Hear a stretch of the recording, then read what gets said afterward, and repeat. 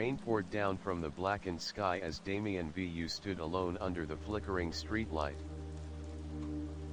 The cold wind bit into his soaked hoodie, and the muffled sounds of the city seemed to vanish, drowned beneath the pounding in his chest. His hands trembled not from the cold but from the realization that he had nowhere else to go. 3 years ago, Damien was a student at the National University of Arts in Ho Chi Minh City. Back then, his future was bright, fueled by dreams of becoming a filmmaker. But then came the bets. At first, it was harmless, a friendly wager during a World Cup match. But luck can be a cruel seductress. He won, then lost, then borrowed again and again. Now he owed over 200 million VND to a group of men who weren't known for being forgiving. His phone buzzed. A message from his landlady. If you don't pay the rent by tomorrow morning, I'll throw your things out. Don't think I'm bluffing. The screen cracked under the pressure of his grip as he cursed under his breath. His last possession of value, his iPhone XR, had already been pawned for less than half its worth. His friend, Kien, once close as a brother, hadn't answered his calls in weeks. Everyone had left. Everyone, except the dead. That night, Damien found himself outside a decaying house in the outskirts of Dalat. The place looked abandoned, walls smeared with mildew, roof tiles missing like rotting teeth, and a front yard swallowed by weeds. It was far from the city, and more importantly, far from the people looking for him. The house belonged to an old woman named Madame Lin, a distant acquaintance of his late grandmother. She had offered the place for cheap. Too cheap.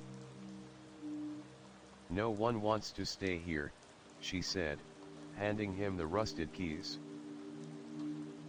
But you seem like someone who's running from something. This house might like you. Her eyes lingered too long. Damien pretended not to notice. The inside of the house was surprisingly intact. A dusty altar stood at the center of the living room, untouched, with faded incense sticks still resting in the holder. The air was thick and smelled faintly of fish sauce, mold, and something older like forgotten stories. In the kitchen, Damien found a cracked pot, a stack of ancient bowls, and a calendar that hadn't been turned since 2007. He didn't care. He had a roof. He had silence. That night, after sweeping the floor and laying a borrowed blanket in the corner, he collapsed onto the wood. It creaked beneath him as he stared at the ceiling. And that's when he heard it. Tap. Tap. Tap. From above. The attic. He froze. The real estate ad hadn't mentioned an attic. The sound stopped, replaced by a whisper. It's still here. Damien sat up, sweat running cold down his back. He rushed outside into the night, barefoot, staring up at the tiled roof. Nothing. No movement. No light. He chalked it up to exhaustion. The next morning, Damien was awakened by the smell of something familiar, boko. But he hadn't cooked anything.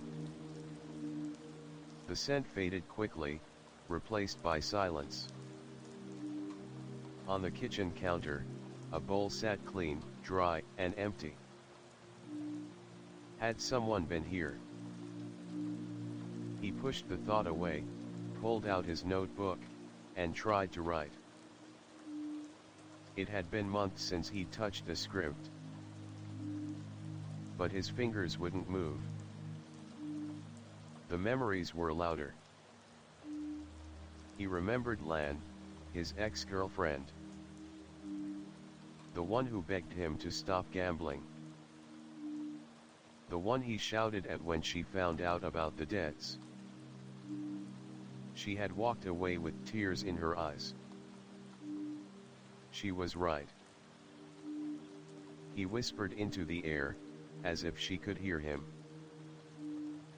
I'm sorry. That evening, a knock on the door made him jump. He wasn't expecting anyone. He opened the door slightly and peered out. A girl stood there, soaking wet. No umbrella. Maybe 16 or 17. She was holding a bundle of clothes. You dropped these yesterday, she said. By the river. I wasn't at any river, he replied, confused. The girl tilted her head. Yes, you were. I saw you standing there. Her voice was gentle but flat. Emotionless.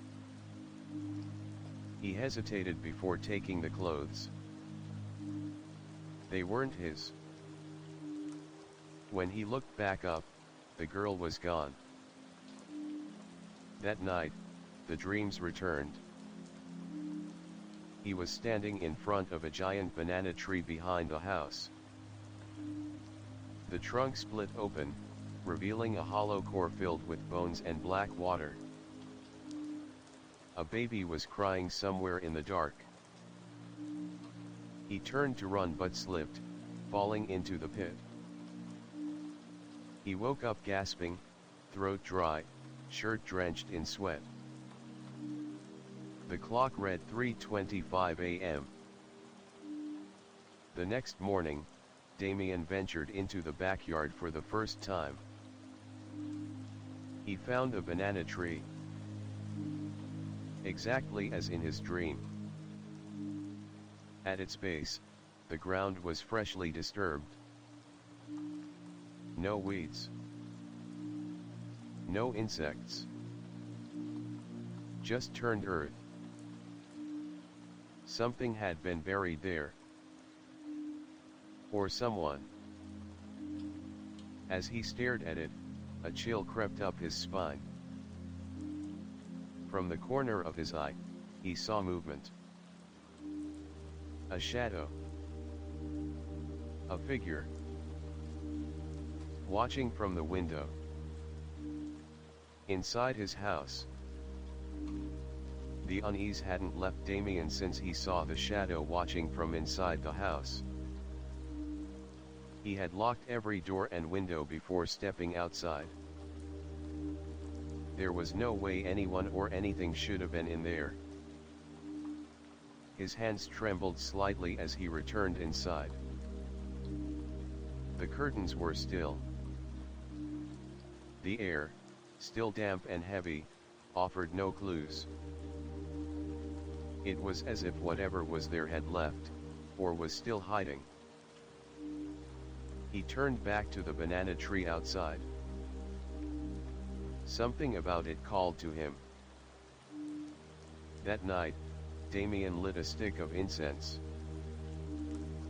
He placed it gently on the altar and clasped his hands together, unsure who he was praying to. Whoever you are, or were. I'm not here to disrespect. I just need a place to stay. Please don't harm me. The incense flickered wildly for a moment, then steadied. That should have been a warning. Around 2 a.m., Damien was startled awake by the sound of water dripping. Plop. Plop. Plop. He sat up. It wasn't raining outside. He followed the sound to the hallway. There, he found muddy footprints, small, like a child's, leading from the bathroom to his bedroom door. But the door had been locked from the inside. He rushed to the bathroom, flicked on the light. Nothing. No signs of water. No prints. Only the mirror, which was fogged, as if someone had taken a shower just moments ago. Written in the misty glass were 5 words. It was not an accident. Damien staggered back. He hadn't told anyone about the dreams. About the crying baby. About the banana tree. How did anyone or anything know? The next day, Damien met an old woman while walking toward the village market. She was hunched over her bicycle, carrying fresh herbs and a bundle of incense. She stared at him for a long moment before asking, "You staying in Madame Lin's house?" "Yes," he replied cautiously. The woman shook her head. "You shouldn't be there." Damien pressed her for answers, but all she said before pedaling away was, "There's a reason the land's so cheap." That evening, Damien noticed something behind the banana tree. A wooden box half buried in the soil. The same spot from his dream. Digging it up with bare hands, he pulled out the rotting box and opened it slowly. Inside were a worn-out baby blanket, a rusted locket with a black and white photo of a woman and child, a paper with symbols Damien didn't understand. The blanket was still damp. As Damien touched the locket, he felt a sharp pain in his chest, like his lungs collapsed for a split second. He dropped it instantly. From behind, he heard the voice of a woman. Soft. Whispering. "You found it?" He spun around. Nothing. But when he turned back, the box was gone. Terrified, Damien called the only person he trusted, Khan, his estranged cousin from Hanoi. A man who once dabbled in the occult during their university days. Khan listened without interrupting, then finally said, "You're in danger. That land has a layered history. Get out." "What do you mean by layered?" "Every 10 years, someone dies there. A cycle of vengeance. The first was a pregnant woman. The last was a girl. My guess. You're next." Damien laughed nervously. "That's absurd." But he knew Khan didn't joke about this kind of thing. "Leave, Damien. Or prepare." That night, the dreams returned. This time, he wasn't alone. He saw the girl again, the one from the rain, kneeling at the banana tree, crying. "They lied," she whispered. "She didn't fall. They pushed her." Behind her stood 4 figures, dressed in black. Their faces were blurred, like static on a broken TV. One of them held a knife. Another ropes. Then, everything turned red. The baby's cries turned into wails. The soil beneath them began to boil. Flames burst out from the roots of the tree. Damien awoke, screaming. The scent of burning banana leaves lingered in the air. The next morning, he confronted Madame Lin. "What happened here? What happened in that house before me?" She looked at him with sad, tired eyes. "They said she drowned. But she didn't." "Who?" "My daughter. And her child." Damien's world tilted. "Then, the girl I saw." "Yes. She comes back when the moon is red." He glanced out the window. The blood moon was due in 3 nights. Madame Lin placed a small charm into his hand. "Place this under your pillow. She might come to you again. But this time, she might not just watch." As Damien walked back to the house, wind rustled through the banana leaves. He looked back once. From the upstairs window, a small handprint appeared in the foggy glass.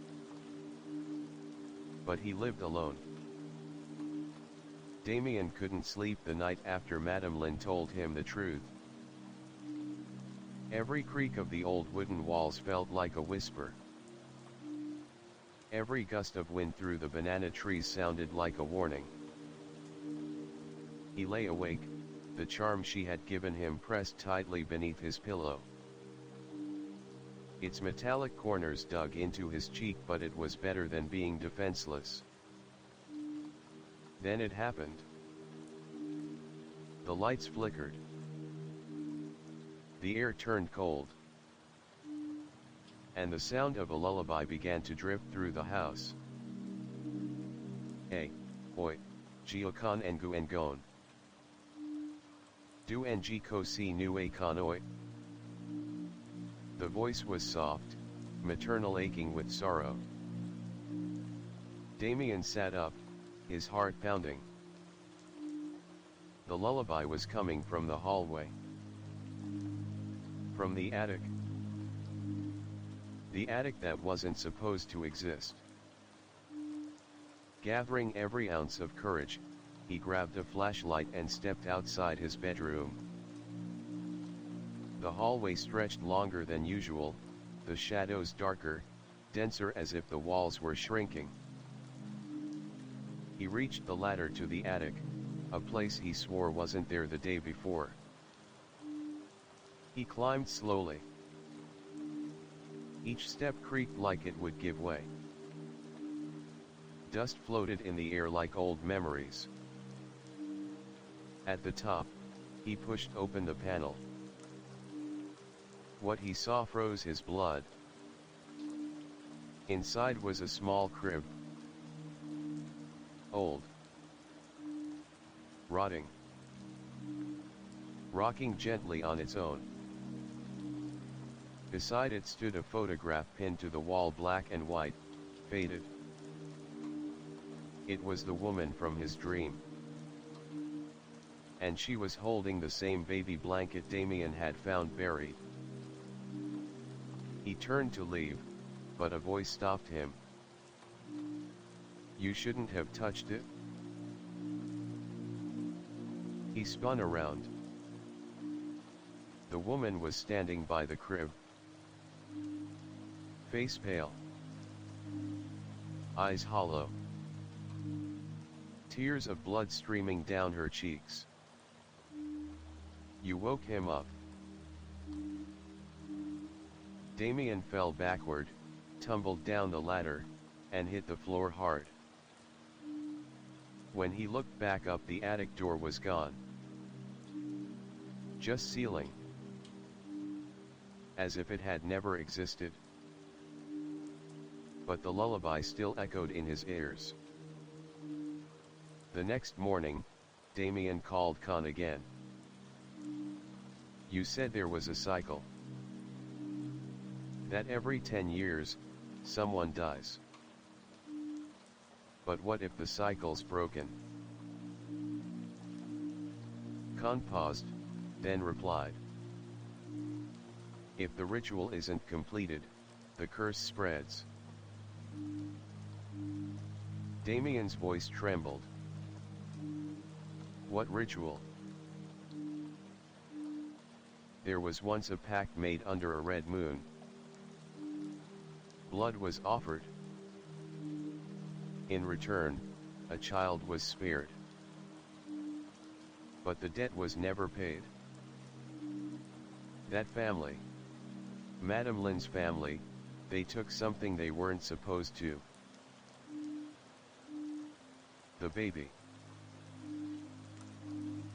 No. The soul. That afternoon, Damien walked to the village temple at the base of the hill. There, he met Thavin, a retired spiritualist who had once worked with Khan on dark cases, the kind no one wanted to talk about. Thavin listened carefully, his face growing grim. That house is a doorway. Between here and somewhere darker. Can it be closed? Not by force, but by truth. What truth? The old man placed a weathered scroll on the table. There's a name erased from the family registry. A child born in secret. A ritual performed. You need to find that name. That spirit. It's not angry. It's forgotten. Damien returned to the house before sundown. As the blood moon rose on the horizon, the air grew thick with heat, then suddenly frigid. He entered the living room, lit 3 candles, and sat cross-legged before the altar. He whispered, I'm not here to hurt you. I want to know who you are. The candles flickered violently, then blew out, and the room began to shake. Pictures fell off the wall. The TV turned on by itself, static roaring. In the screen's reflection, Damien saw her again. The woman, holding a baby. Mouthing the words, his name was Bao. Then the screen shattered. Just then, the front door burst open. It was Tui. She was soaked from the rain, eyes wide with panic. You need to leave. Now. My mother said, they're coming. Who? The ones who made the pact. Behind her, Damien saw 4 shadows approaching through the fog. The same blurred figures from his dreams. Each of them holding something. a noose, a dagger, a lantern, and a red-stained book. They come every 10 years, Twee whispered. To feed the Pact. Damien grabbed her hand. Not this time. They ran to the back of the house to the banana tree. Damien began digging with his bare hands, searching for what had been buried. The soil was warm. Too warm. Then he hit it. A skull, tiny, childlike, still wrapped in a torn cloth embroidered with the name, Bao. Lightning tore the sky in half. Thunder crashed like the cry of an ancient god. The four figures stood at the edge of the yard, chanting in a language Damien couldn't understand. Twee screamed. The wind howled. And the ground began to open beneath the banana tree. Damien held the skull tightly and shouted into the storm. No more secrets. I know his name. You can't have him again. A blinding white light burst from the tree. The chanting stopped. The figures vanished. And Damien collapsed. When he awoke, it was dawn. The banana tree was gone. In its place was a small stone, freshly carved. Bao, the forgotten child, now remembered. Madame Lin stood at the edge of the yard, tears in her eyes. Thank you, she whispered, for giving him back. Damien smiled faintly, though his body ached from head to toe. I didn't save him, he said. He saved me. The house was quieter now. For the first time in weeks, Damien felt a sense of peace. The banana tree was gone. The child had been acknowledged. The spirits had vanished. But peace, as he would soon learn, is never permanent in places that drink blood through their roots. It began the next morning. Twee had stayed the night to help clean up after the ritual. She wandered into the storage room Damien had avoided since moving in a narrow room filled with dust, old furniture, and broken memories. There, she found it. A book. Bound in thick red leather. Dried, cracked edges. Faintly warm to the touch. The front cover had no title. Only a strange embossed symbol, a tree split in half, with an eye at its base. Damien held it up to the sunlight. The pages shimmered slightly, almost oily. The first page was blank. The second page read. The child was only the beginning. That night, Damien flipped through the book. Most pages were filled with handwritten notes, drawings of symbols, and names crossed out violently in ink. One page was torn out entirely. He brought it to Thaven the next day. The old spiritualist's hands shook as he flipped through the book. Where did you find this? Here. In the house. This is a ledger of blood pacts. These names, he pointed to a list, are offerings. Sacrifices. Damien stared in disbelief. But I thought Bao was the only one. Davina's voice dropped. No, Bao was the last. Not the first. Back at the house, Tui had become distant. She wandered the halls like she'd lived there in another life. One night, Damien found her sitting alone in front of the altar, crying. "What's wrong?" She hesitated. Then said, "I think I've seen this house before. But not in this life." "What do you mean?" Tui opened her palm. There, etched faintly into her skin, was the same tree symbol as the one on the book.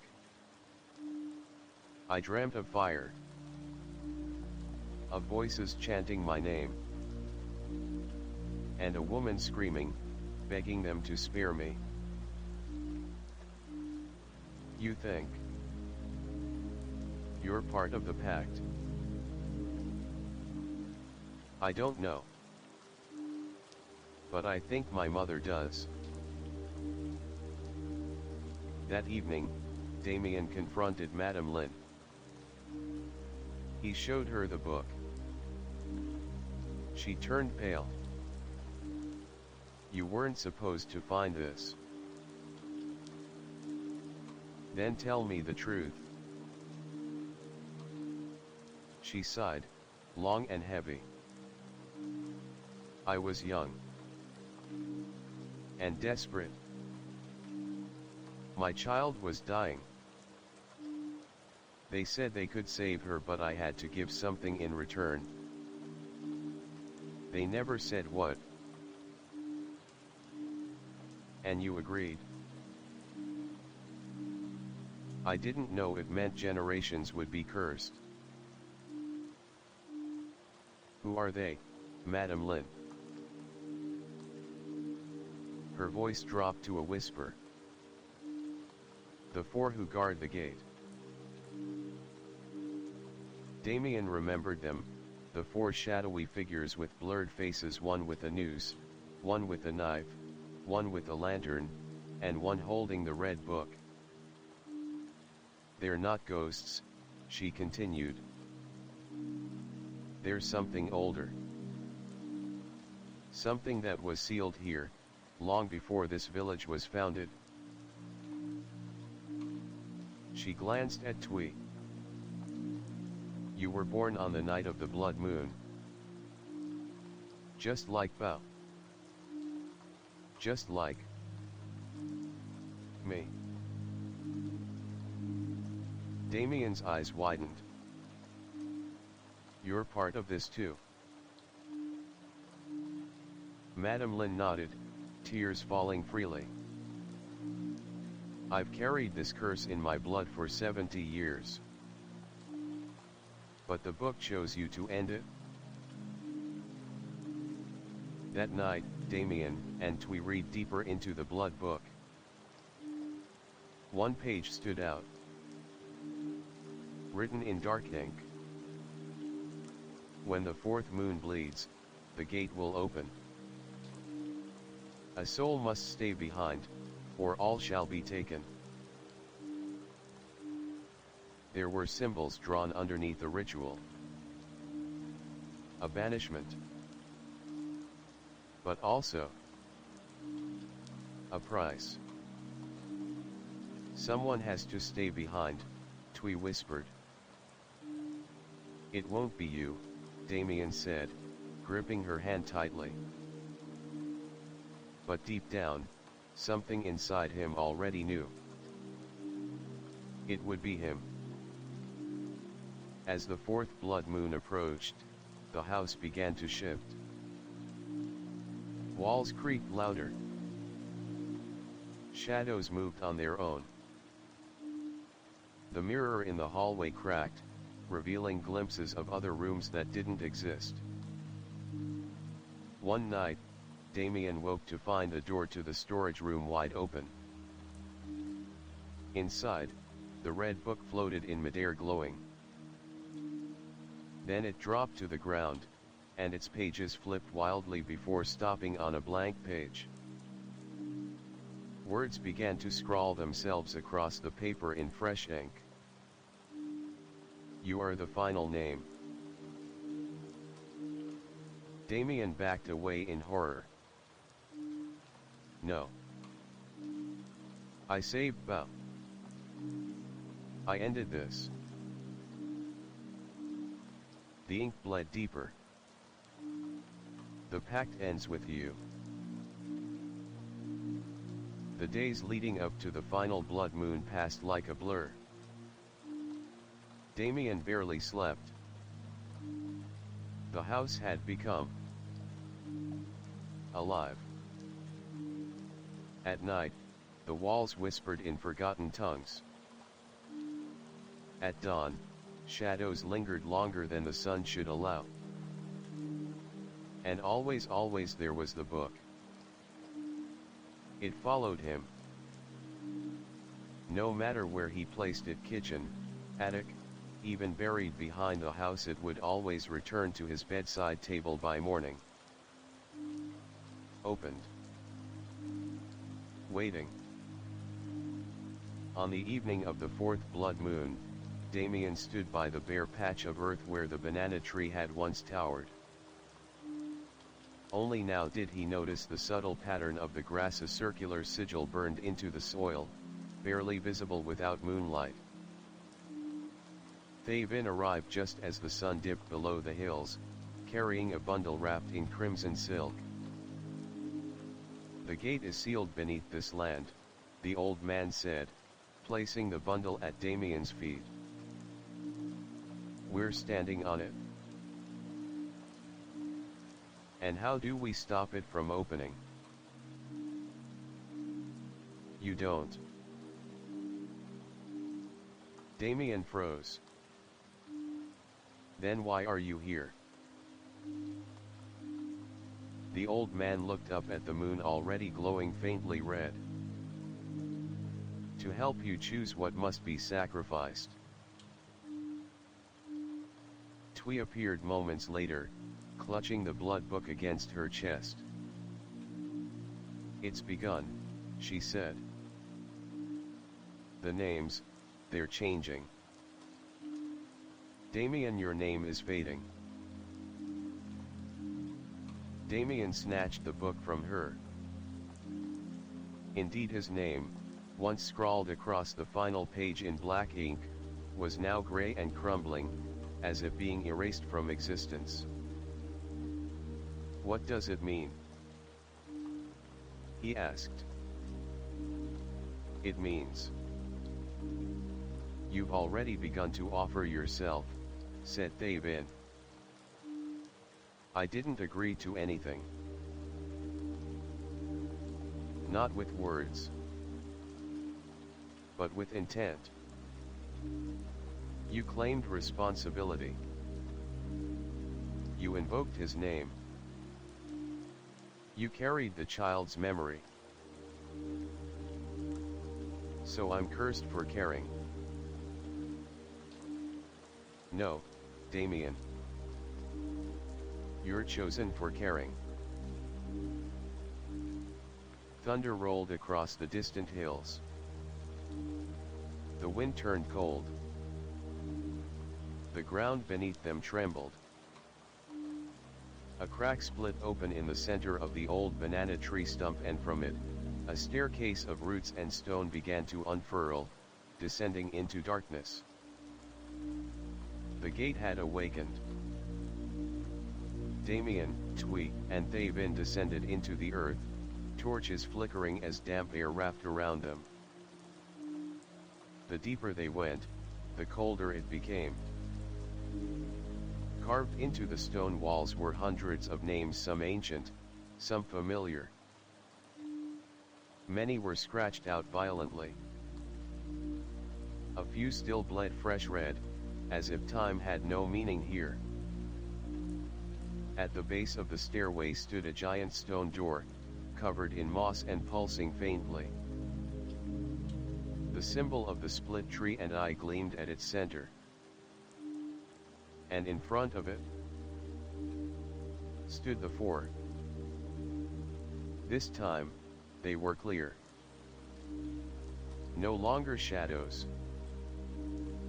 They were human. Or had been once. A tall man with hollow eyes and a twisted noose around his neck. A woman in a crimson dress, blood dripping from a dagger in her hand. A child with no mouth, holding a lantern of bone. And a figure Damien recognized instantly. Madame Lin. Twee gasped. No. Mother. But the figure only smiled.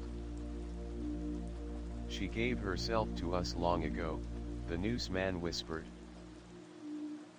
All to protect her daughter.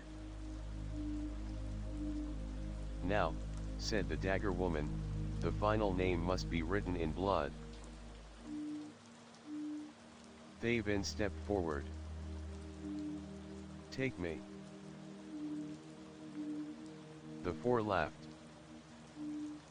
You were never part of the pact.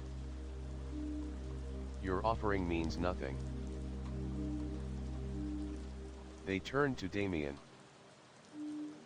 You bear the memory of the child. You walked in his dreams. You opened the book. I'm not dying for a mistake that happened before I was born. You already are, said the lantern child, lifting his light. From within its pale glow, Damien saw his face gray, cold, already fading. Your body walks. But your soul is already with us. Twee stepped forward, tears in her eyes. Take me instead. The four tilted their heads, amused. You are owed, child. Not taken. Then something unexpected happened. The blood book burst into flame in Damien's hands.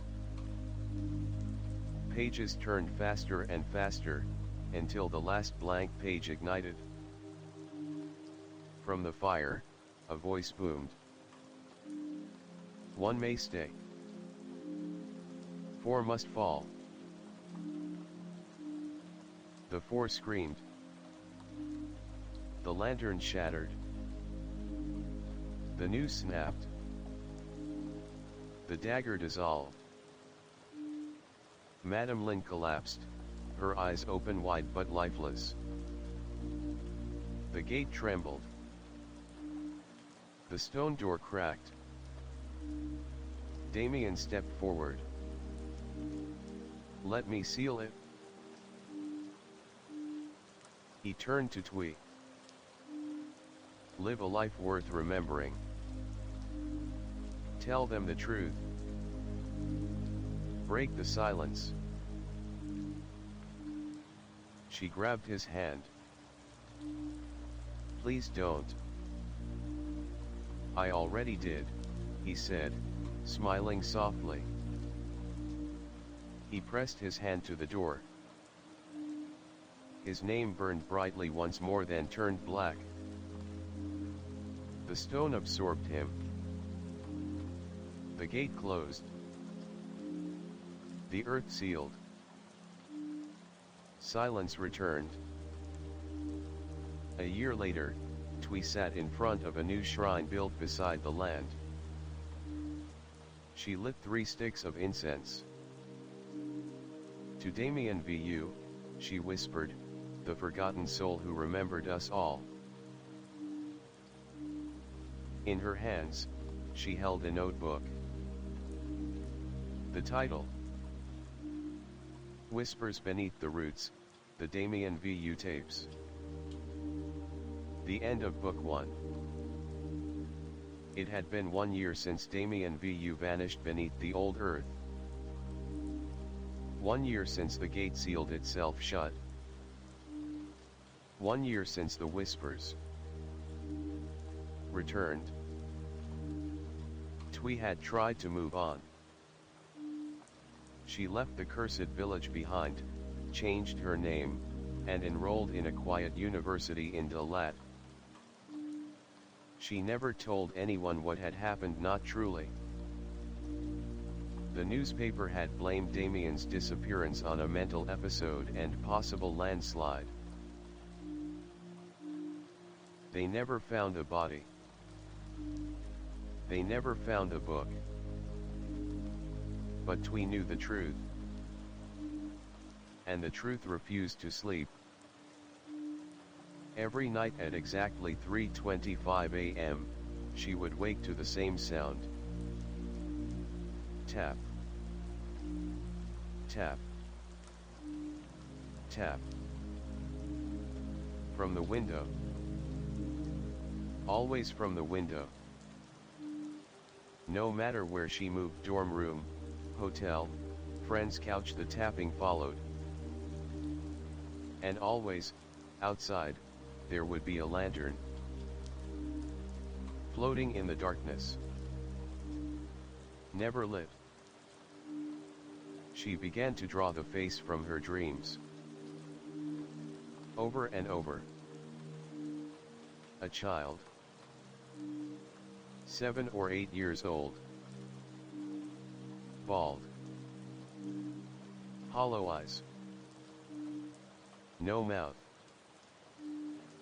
He never spoke. He only pointed at her. One rainy afternoon, Twee received an envelope slipped under her apartment door. No name. No return address. Just a single line on the back. You survived. But the gate cracked. Inside was a photo, yellowed, old, of a group of children in front of an orphanage. She didn't recognize the place. But one child stood out. The lantern child. In the photo, he was smiling. He had a mouth. On the back, scribbled in faded pencil. Ton Tri Orphanage, 1962. Driven by fear, Twee contacted Thavin. The old spiritualist, now friendlier than ever, welcomed her with grave silence. I feared this day would come. What is he? She asked. Not what. Who, he corrected. He was the first. First what? First sacrifice. The original pact wasn't with the banana tree, or even the land. It was with the child. That doesn't make sense. He was different. The villagers said he could see spirits. He lit a lantern and walked among them as if he belonged. They feared him. And one day, they gave him up. Why? Because he stopped fearing them back. That night, Twee returned home to find the lights flickering. The tapping had changed. Now it was from inside the walls. Thump. Thump. Thump. She followed it, heart racing, until she reached the living room mirror. A phrase had been written across it, not in dust, but something darker. "Give me back my mouth." The lantern child was angry. Desperate, Twee journeyed to Tan Tri, a nearly abandoned township buried in the jungles outside Ha Nam. The orphanage still stood barely. Crumbling walls, shattered windows, and graffiti that seemed to move when not directly looked at. Inside, she found drawings, hundreds of them pinned to the rotted walls. All of them by children. All of them featured the same figure. A boy with a lantern. No mouth. Watching. At the center of the orphanage was a room sealed with iron nails and old charms. She broke inside. And there, she found a mural. It was the story. Painted in blood and soot. A village on fire. Children tied at the wrists. A boy lighting a lantern and walking into a burning tree. 4 shadows following him. And finally a girl, crying, holding the lantern years later. Her. The ground split open. From beneath the floorboards, the lantern child rose. Now he had a mouth. But it was sewn shut. He opened it anyway. Screaming. The sound shattered glass, made the walls tremble, sent Twee sprawling. When she awoke, the room was empty. But the lantern was by her side. And inside it a single word carved in ash. Bloodline. Back at the temple, Davin examined the lantern. He's not asking for revenge. He's asking for justice. What kind of justice? Someone betrayed him. Someone from the Pact. The child wasn't supposed to be sacrificed. He was supposed to lead them out. Then who did it? Only one person from the original orphanage is still alive. Twee made her way to a remote hospice outside Ninh Ben. There she found Le Min, 94 years old, blind, and barely lucid. But when she said, "Lantern," he opened his eyes. Wide. Terrified.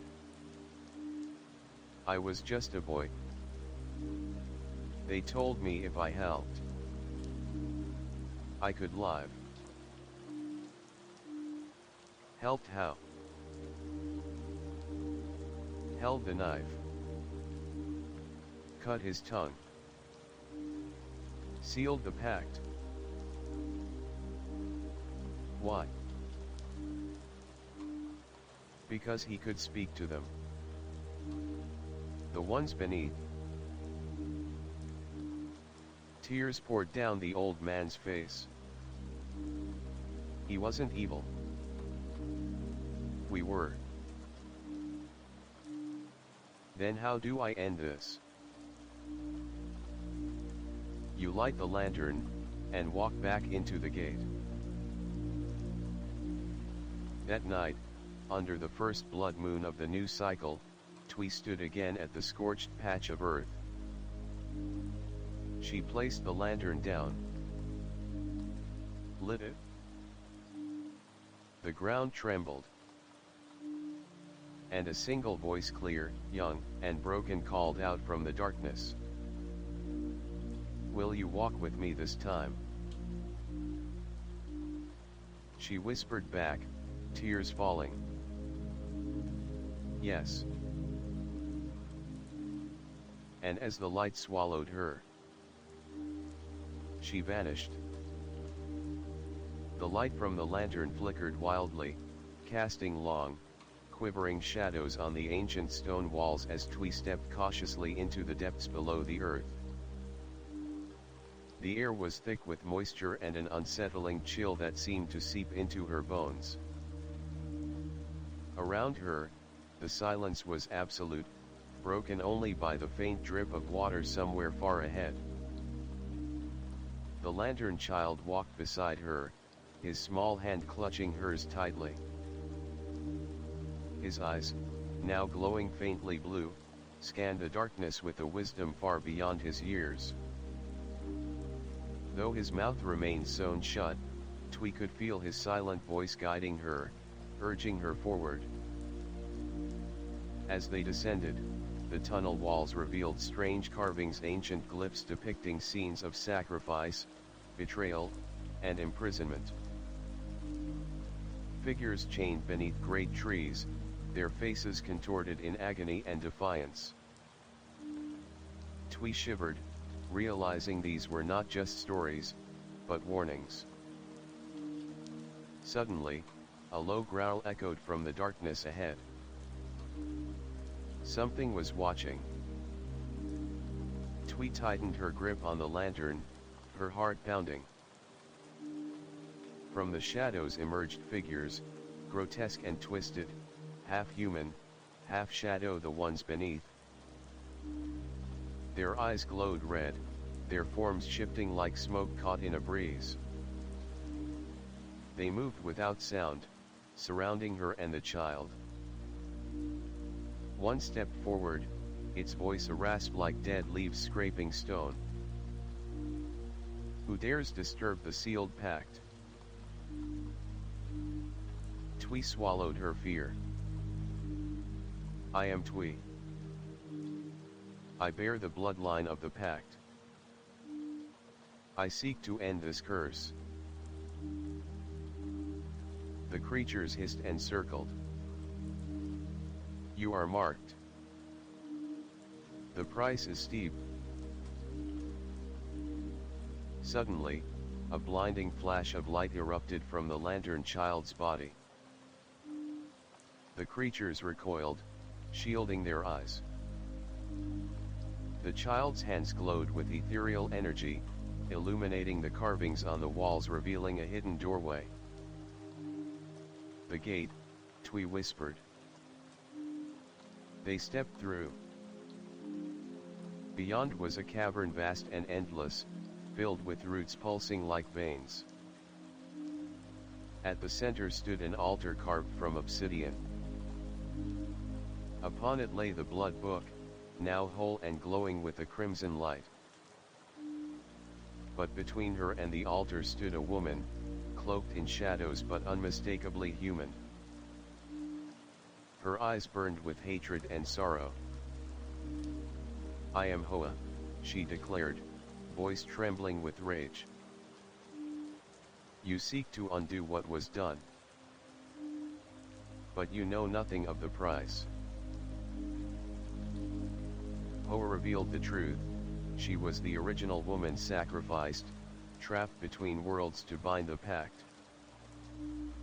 She had watched centuries pass, her spirit twisted by betrayal and neglect. The lantern child stepped forward, raising his glowing hands. "We can free you." Hoa laughed bitterly. "Free me? It would cost you everything." Twee's resolve hardened. "I am willing to pay." Hoa's eyes flickered. She whispered a curse, a challenge. "Then sacrifice must be made. One soul remains to bind the gate, or all will be consumed." The cavern began to collapse. Roots broke free, reaching out like claws. The ones beneath wailed, closing in. Twee glanced at the lantern child, who nodded solemnly. We must choose. Suddenly, a figure appeared behind Hoa Madame Lin, spectral and serene. My time has come. I will stay to protect the living. Hoa's face softened, almost thankful. Twee and the lantern child fled as the cavern sealed behind them. Madame Lin's sacrifice held the gate once more. Outside, the blood moon was fading. The village was silent again. But the final words echoed in Twee's mind. The curse is ended, but the debt remains. She knew this was only the beginning. The village lay cloaked in a heavy silence that night, the kind that presses on your chest and makes every breath shallow. The blood moon had passed, its crimson glow replaced by a cold, indifferent black sky. Yet beneath the surface, the echoes of what had transpired still rippled like unseen waves. Twee sat alone in her small room, the flickering candle casting trembling shadows against the walls. The weight of Madame Lin's sacrifice, the collapse of the cavern, and Hoa's curse pressed heavily on her mind. The debt was still there. It clung to her like a second skin. Her fingers traced the scar on her wrist, the mark of the pact. It pulsed faintly, reminding her that though the gate had closed, the bond had not been broken. Her phone buzzed suddenly. A message. No number. No words. Just a photo. The photo showed a crowded old room, dimly lit by a single lantern. Children sat in a circle, faces obscured except for one, the lantern child, smiling with a mouth now sewn shut. Underneath, scrawled hastily, "You can never truly leave." A cold dread settled in her stomach. She had escaped the village, the cursed house, the pact itself. But the pact hadn't escaped her. Outside, the wind howled like a chorus of lost souls. The lanterns in the street flickered and died one by one. The village felt alive, watching. In the distance, a figure moved. The next morning, Twee found a small bundle left at her doorstep. Inside, an old journal bound in blood-red leather matching the blood book, and a single, withered rose. The journal's pages were filled with a frantic scrawl. It was the diary of Hoa. She read the entries, unraveling the haunting tale of betrayal. They promised salvation for my child, but it was a lie. The pact was forged with a cruelty I could never have imagined. I was to be the eternal guardian, a sentinel bound to this place. My daughter, she was spared but lost to the shadows. One passage chilled Twee to the bone. The debt is not just blood or spirit. It is memory. And memory is a prison. That night, as the candle sputtered and died, the room grew unbearably cold. A whisper brushed her ear. Remember, or be lost. She spun around. The lantern child was there, silent, watching. His mouth remained stitched shut, but his eyes conveyed a message more profound than words. A sudden knock shattered the stillness. Standing at the door was a man tall, cloaked in shadow, eyes glinting with something both human and otherworldly. He introduced himself as Ha, a keeper, one who watched over the balance between the living and the dead. Ha spoke in riddles. The pact was never meant to be broken. It was a contract not just of blood, but of fate. Damien sealed the gate, but the price is not paid until the last bearer is free. Twee's heart sank. Am I to be that bearer? Ha nodded slowly. The lantern child walks with you because he must. Until the debt is paid, you both are bound. Over the following days, Ha taught Twee to read the old language of the Pact, unlocking secrets hidden within the Blood Book and Ho's journal. She learned of ancient rites, of souls trapped between worlds, and of a coming reckoning. One evening, as she practiced the chants, the house began to tremble. From the shadows emerged more figures, not just the four, but others, specters of forgotten pact bearers, their faces twisted by centuries of torment. They demanded justice. They demanded release. Twee realized that the debt was not one soul's burden, but a legacy. If she failed, the gate would shatter, releasing darkness beyond imagining. If she succeeded, she risked becoming the next guardian chained to the roots of the cursed land forever. Faced with the impossible, Twee made a choice. She would fight. Not just for herself, but for every lost soul trapped beneath the earth. And for Damien, whose sacrifice gave her the chance. As the final blood moon of the century approached, Twee prepared for the last rite. The village, the house, and the spirits all held their breath. The gate was about to open again. The night air was thick with anticipation. The village was cloaked in shadows deeper than usual, as if the darkness itself was preparing for a final battle.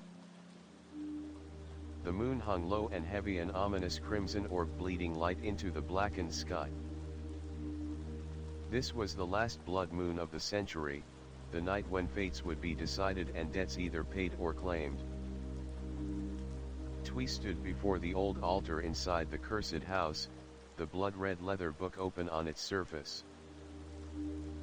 Ancient symbols glowed faintly across the pages, pulsing with a life of their own.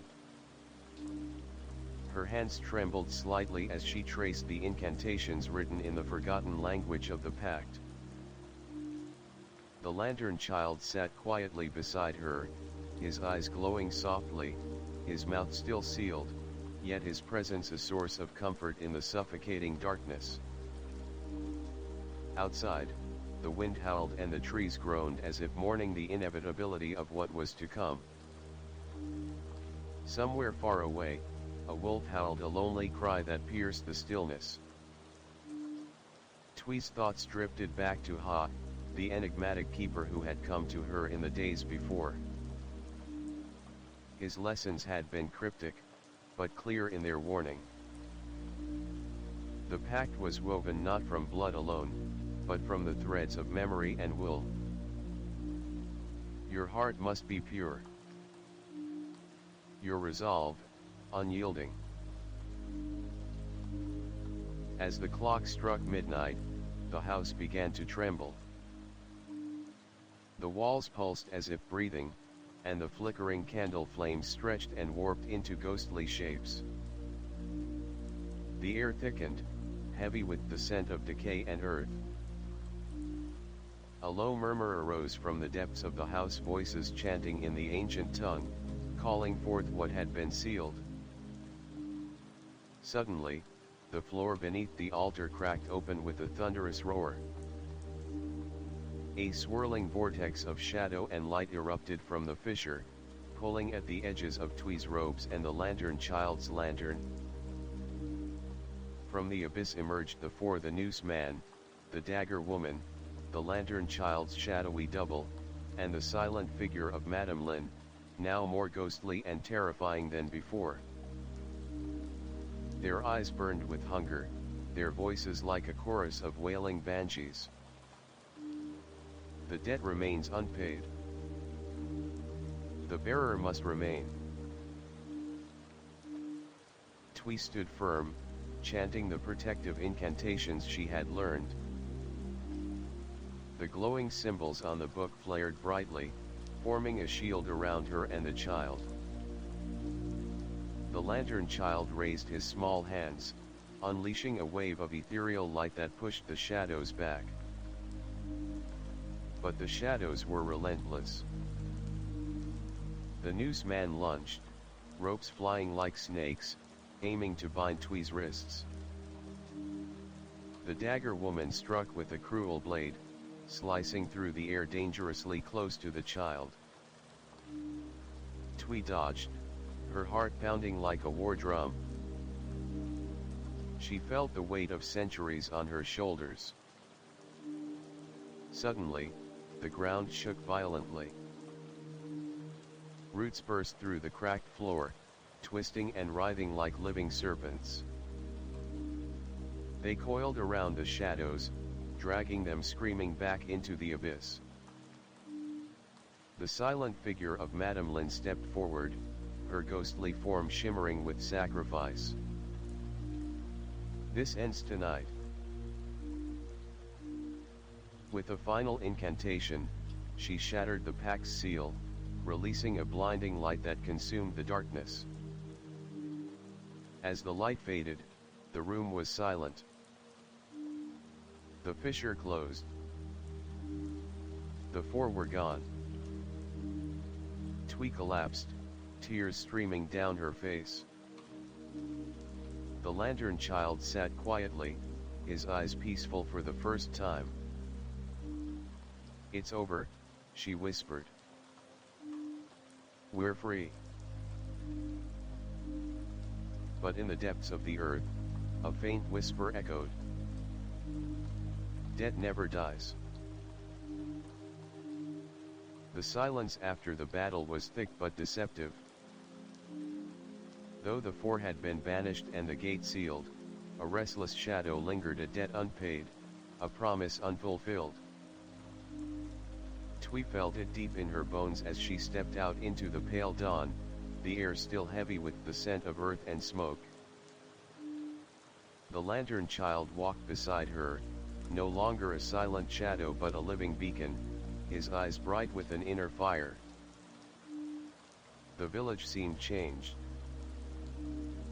The cursed house stood quiet but alive, the walls humming softly as if breathing again.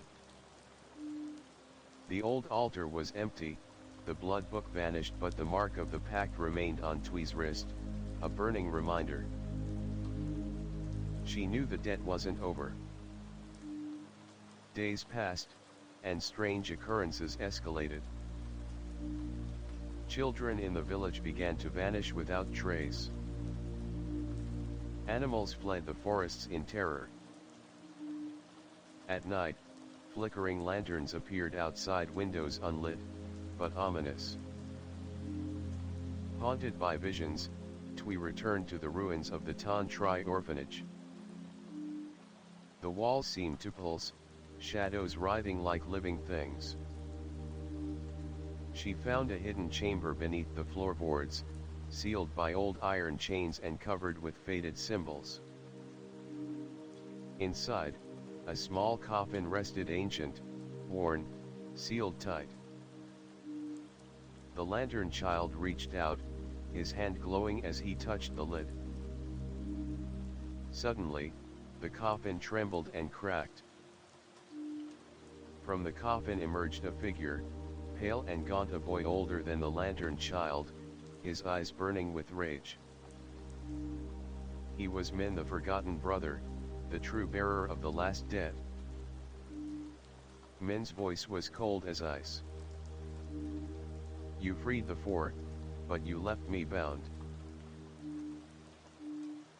He raised a hand, and shadows surged forth, coiling like snakes.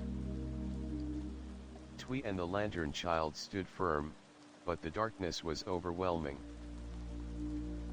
To defeat Min, Twee would need to unlock a power buried deep within her bloodline, a power tied to the original pact and the ancient roots beneath the village. She sought out Ha, the keeper, who revealed a forgotten ritual. The last debt can only be paid by the bearer of the flame, one who carries the true light. Guided by Ha, Twee journeyed into the deepest caves beneath the village, where roots of the ancient tree intertwined with the bones of the past. There, she faced tests of will and spirit, illusions of her greatest fears, memories of betrayal and loss, and the unbearable weight of guilt. In the heart of the cave, Twee found a glowing ember, the flame of the pact. She took it into her palm, feeling warmth spread through her, burning away doubt and fear. Min awaited her, fury raging like wildfire. The final battle was brutal, light against shadow, hope against despair.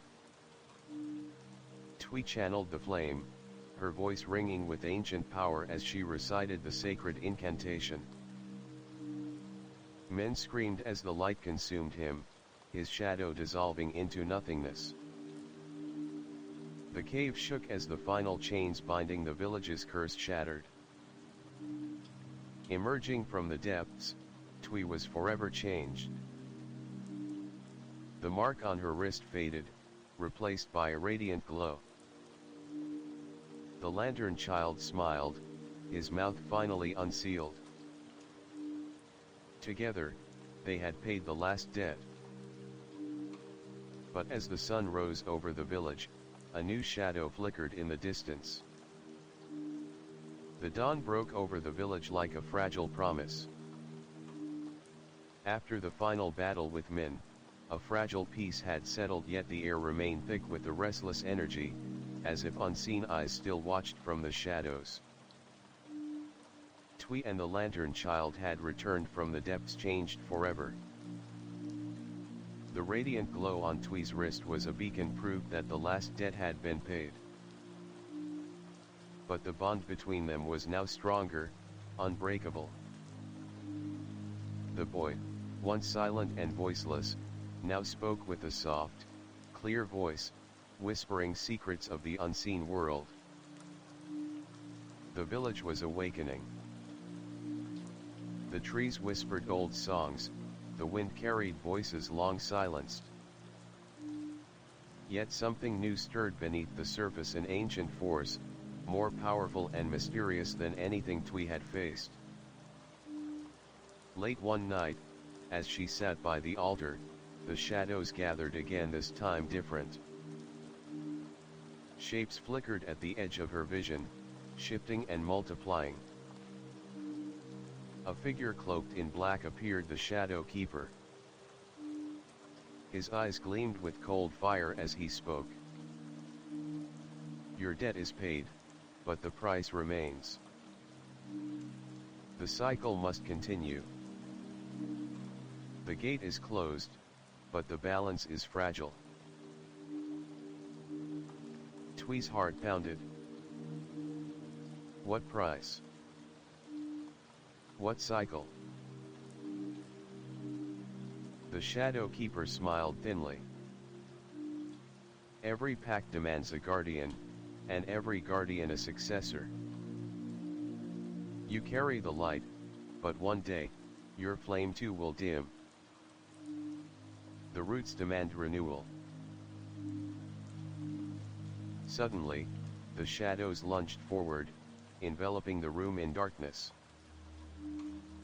When the light returned, the figure was gone, but a single black feather remained. Days passed, and strange events plagued the village. Crops withered overnight. Children spoke in tongues. Whispered warnings echoed through the trees. Twee knew the balance was tipping. The gate might be closed, but the forest was hungry. She sought out Ha again, who revealed an ancient prophecy. When the black feather falls, the guardian must choose, to bind the gate forever or to walk into shadow, becoming the next keeper. Meanwhile, Twee's bond with the Lantern Child deepened. They shared dreams, visions of past and future intertwined. In one, she saw a vast city swallowed by darkness.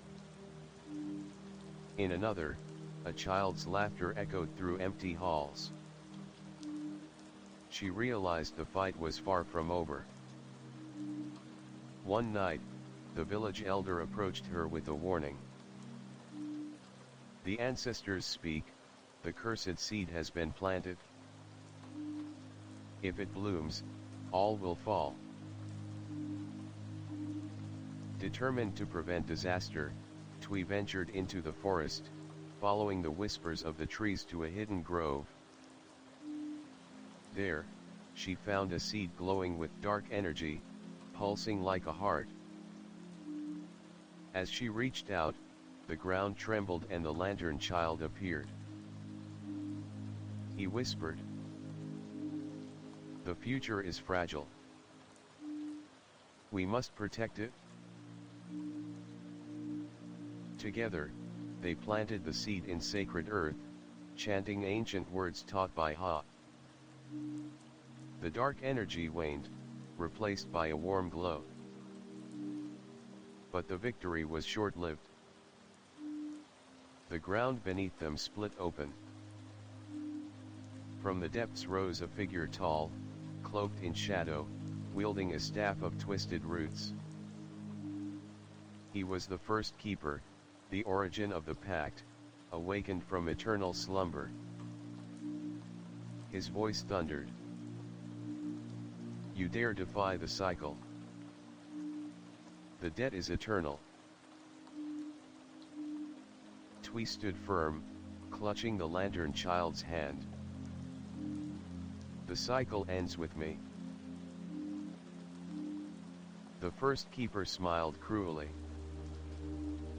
"Then choose your fate, guardian or shadow." As the blood moon rose again, Twee prepared to face her greatest challenge yet. Her choices would shape not only the village but the balance between worlds. The blood moon hung ominously in the sky, casting its crimson glow over the village and the ancient forest beyond. Twee stood at the edge of the sacred grove, the Lantern Child by her side, their breaths mingling in the cold night air.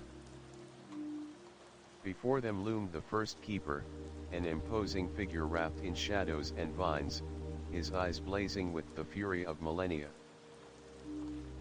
The air around him crackled with raw, untamed power, the very essence of the pact that had bound generations. "You cannot break what was forged before time," the first keeper's voice echoed like thunder. "The debt is eternal, the cycle unending." Twee's gaze did not waver. "Cycles can be broken. I will end this." The Lantern Child stepped forward, raising his glowing lantern. The light spread in a dome around them, pushing back the creeping darkness. The battle began. Roots and shadows lashed out, weaving a deadly dance around Twee and the Lantern Child. Every spell, every chant, pulsed with the weight of ancient power. Twee summoned all she had learned, the incantations from Ha, the wisdom in Hoa's journal, and the strength born from Damien's sacrifice. As the first keeper advanced, the ground beneath them shook violently. Suddenly, the earth split open, revealing a spiraling staircase descending into endless darkness. "Follow me," the keeper commanded. Reluctantly, Twee and the lantern child descended.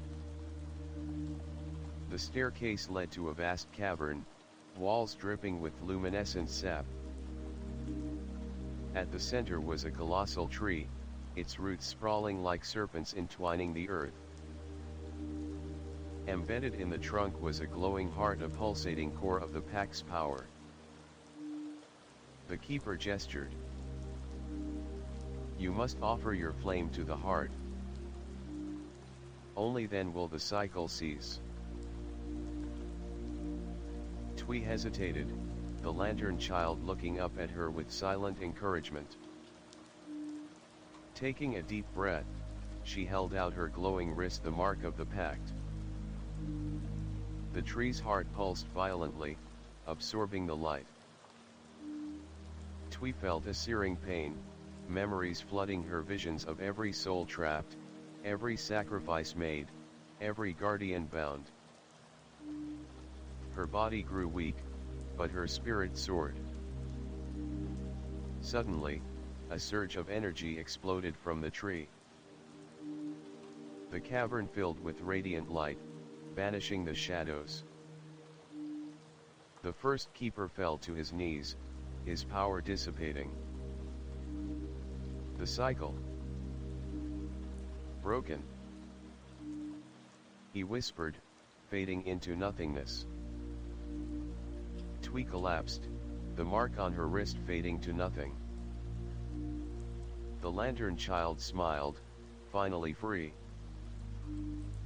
The gate was sealed not by chains, but by sacrifice and love. Outside, dawn broke, the first true dawn in centuries. The village breathed freely. Twee knew her journey had ended, but the stories would live on.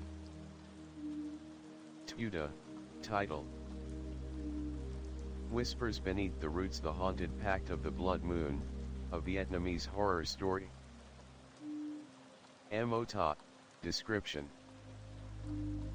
Dive into the chilling tale of Whispers Beneath the Roots, a gripping Vietnamese horror story inspired by ancient curses and dark pacts sealed beneath an old banana tree. Follow the journey of Twee and the mysterious lantern child as they confront shadows of the past, broken blood debts, and supernatural guardians bound by an eternal cycle of sacrifice. From the haunted village to the depths of an ancient gate, this story explores themes of fate, memory, and redemption. Will Twee break the cycle or become the next keeper of a curse older than time? Prepare for an atmospheric, spine-tingling experience filled with twists, dark rituals, and restless spirits. Subscribe and stay tuned for all episodes of this epic supernatural saga.